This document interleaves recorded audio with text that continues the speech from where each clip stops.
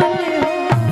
धन चोरावा कुछऊ न लिहाले हो मन धन चोरावा हो कुछू ना लिहाले हो धन चोरावा कुछऊ न लिहाले हो इनका दीदिया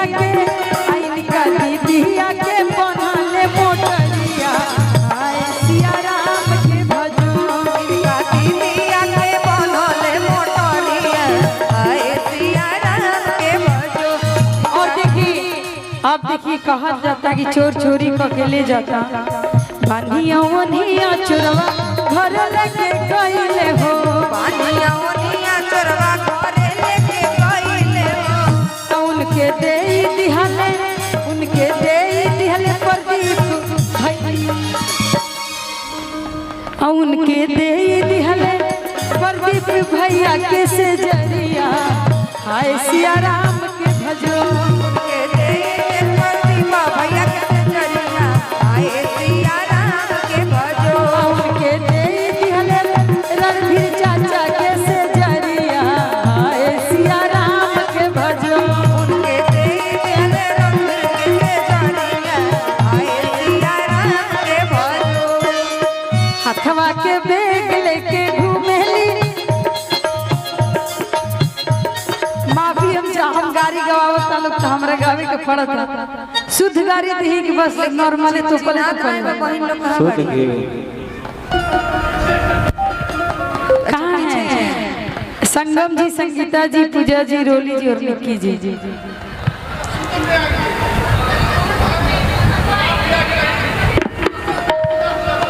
सीधा सीधा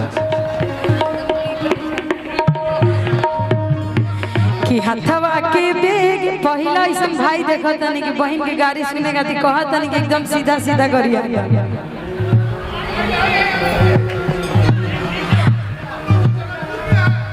बिल्कुल बिल्कुल जनकपुर में ये तो बढ़िया है लेकिन जन कहल जाता चली आई भैया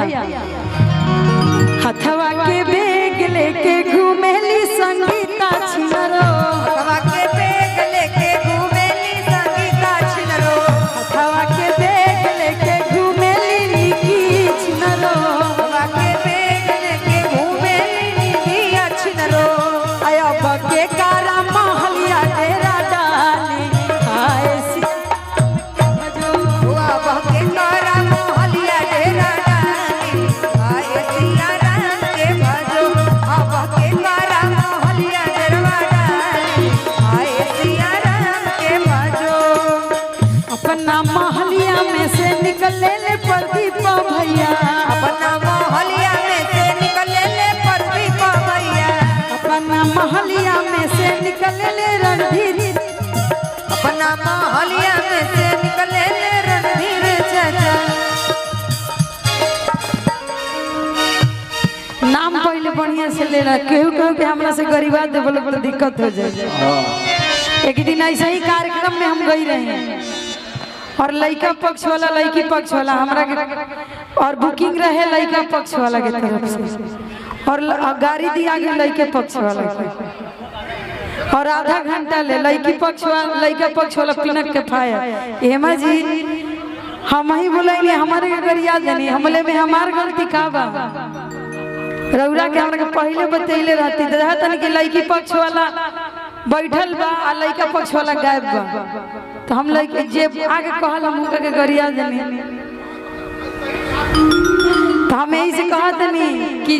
प्रदीप भैया और रणधीर चाचा जी की तरफ से जे भी बा हमरा के आगे नाम सही सही बता के जाई जना तुम केहू के गरिया दे